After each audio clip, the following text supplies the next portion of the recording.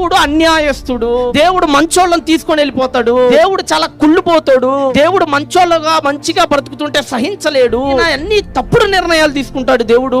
పెద్ద పెద్ద నీచులు, పాపులు, దుర్మార్గులు, దుష్టుల్ని మాత్రం హ్యాపీగా చల్లగా చూస్తుంటాడు. భయంకరమైన టాక్ స్ప్రెడ్ అయిపోయిందట ఆ రోజుల్లో. ఒక పాట విన్నానండి, ఏదో సూపర్ లగ్జరీ బస్ లో వస్తుంటే ఒక పాట విన్నాను నా చెవితో. ఆ పాట ఏంటంటే, దేవుణ్ణి అడుగుతున్నాడు ఆ పాట గ్రంథకర్త, ఈశా నీకు తల్లుంటే తెలిసేదిరా ఈ తల్లుల బాధ, నీకు లేదు కదా, నీకు తల్లిదండ్రి లేని బేకారోడివి కదా నువ్వు, అందుకనే ఒక అమ్మ బాధ నీకు తెలియదు, అందుకనే ఒక కొడుకు నువ్వు తీసుకెళ్లిపోతున్నావు అని ఆ గ్రంథకర్త తిడుతున్నాడు దేవుణ్ణి దూషిస్తున్నాడు. దేవుణ్ణి ప్రశ్న ఎంతటి గొప్పలం అయిపోయామా మనం? దేవుణ్ణి అడుగుతావా, ఏ దేవా నా బిడ్డను తీసుకెళ్లిపోతావని?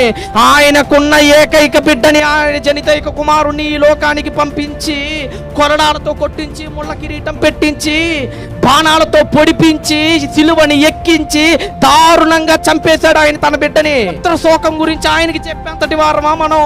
కొడుకు ఎందుకు తీసుకెళ్లిపోయావని ఆయనను ప్రశ్నించేంతటి వాళ్ళమా మనం? నీ కొడుకు నా కొడుకు పోయే ముందే దేవుడే తన కొడుకుని చంపేశాడయ్యా.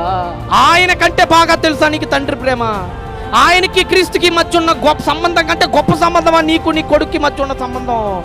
What is greatest relation in the world అంటే, that is only one relation, the greatest in the world, that is one and only father and son, Jesus and father of the lord.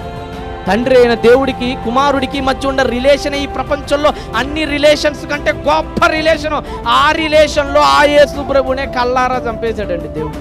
ఆయన్ని ఏంటండి మనం ప్రశ్నించేది? ఆయన్ని ఏంటండి మనం ఎదిరించేది? మన బిడ్డల్ని తీసుకుపోయాడు.